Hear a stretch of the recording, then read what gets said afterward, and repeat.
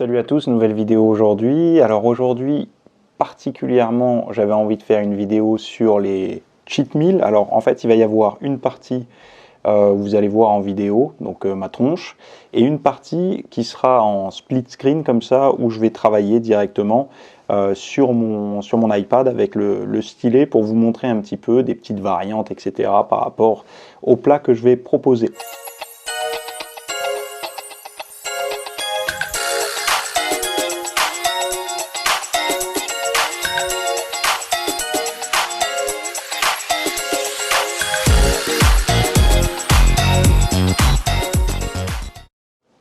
Donc en fait, ce que j'avais envie de présenter aujourd'hui, c'est des façons beaucoup plus saines de faire les cheat meals bien connus. Donc il y en a 7. Vous allez voir que dans les 7, vous en connaissez forcément. En tout cas, c'est certainement des cheat meals que vous faites régulièrement. Et donc, ce que j'avais envie de faire aussi, c'est de vous donner une petite indication avant de démarrer sur la partie YouTube. Là, comme j'ai marqué là, les bienfaits du cheat meal, réels ou pas. En fait, il y a des grosses polémiques par rapport au cheat meal. La première étant que si tu as besoin de te faire plaisir comme ça, si tu as besoin de craquer comme ça une fois par semaine, c'est que tu es frustré. Et ça, pour moi, ça n'a pas de sens parce que ça partirait du constat qu'on n'est jamais frustré si on mange sainement. Malheureusement, il y a des gens qui vous font croire ça. Moi, je ne suis pas d'accord avec ça, dans le sens où, si en l'absence de toute stimulation de goût, c'est-à-dire pas de plat sucré, pas de plat trop gras, tout ce qui est attirant, on va dire même en période de fête, etc., s'il n'y a pas tous ces repas-là, évidemment, c'est facile de ne pas être frustré, vu qu'on ne connaît pas ce genre de plat. La problématique, c'est que quasiment tous ceux qui regardent ce genre de vidéos ont été soit en surpoids, soit ont eu une mauvaise alimentation, etc. Donc du coup, ils ont une expérience de ce genre d'alimentation. Et donc du coup, quand ils passent sur une alimentation très saine, je ne vais pas dire que ça leur manque de manger mal, mais en tout cas, ils peuvent avoir périodiquement des désirs de consommer des plats un petit peu transformés, un petit peu riches, un petit peu cheat, même beaucoup, comme des pizzas, comme des fast-food, comme des hot dogs, des choses comme ça. Et donc du coup, c'est les faire culpabiliser de dire que si tu es obligé de faire ça toutes les semaines, c'est que tu vas pas bien. Moi, je suis pas d'accord avec ça et je pense que qui plus qu'une personne qui fait déjà attention à sa diète toute la semaine, qui s'entraîne régulièrement, qui essaye de faire en sorte d'avoir des bons réflexes pour le fitness, pour sa santé, pour la forme, etc., qui d'autre que ce genre de personne peut se permettre justement de craquer une fois par semaine. Alors craquer, j'aime pas, parce que craquer voudrait dire que on se retient pour exploser.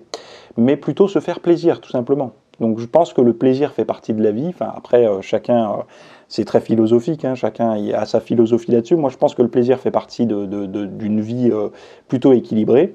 Et personnellement, moi, quand j'ai fait mon premier régime, celui qui m'a permis de perdre vraiment beaucoup de poids, donc 23 kilos en 3 mois, je ne vais pas répéter ça, mais c'est ce qui s'est passé,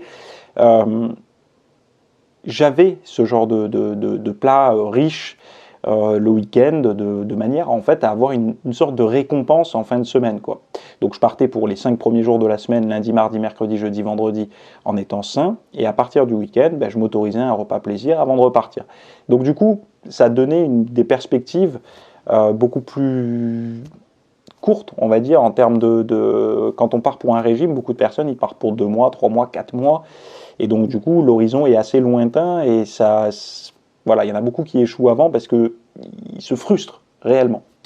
Alors que si on part pour une diète de 5 jours, c'est beaucoup plus simple. Et bon, voilà, avec les années, j'ai délaissé un petit peu les fast-food vraiment denses et tout ça pour venir sur des versions un petit peu plus saines ou alors d'autres sources de cheat meal. Et j'ai trouvé que voilà, c'était intéressant aujourd'hui de vous partager un petit peu quelques astuces. On ne va pas rentrer dans de la grande cuisine, de gastronomie, etc., des choses qui vont vous prendre du temps, mais vraiment des choses qui vont être simples à mettre en place, un petit peu comme les recettes que je vous envoie le matin par email. Ça va être simple, c'est juste des réflexes à avoir. Donc il y a 7 cheat meals que j'ai retravaillé, plus en tout, combien de conseils j'ai mis, c'est des réflexes à avoir, il y a 16 conseils à avoir réflexes à avoir, pardon, des petites choses que j'ai observé un petit peu comment je fonctionnais et essayé de vous donner des petits réflexes personnels que j'ai par rapport à ça. Donc si vous êtes prêts, on démarre. Alors le lien pour voir cette vidéo, c'est en description. Vous allez avoir tout le contenu, que ça soit PDF ou vidéo qui sera dans le lien quand vous allez cliquer. Donc si vous êtes déjà VIP, vous allez y accéder directement, mais si vous n'êtes pas encore VIP, ça va vous renvoyer vers une page pour devenir VIP, et ensuite vous pourrez accéder à la vidéo, à celle-là, plus à toutes les autres, donc il y en a plus de 400.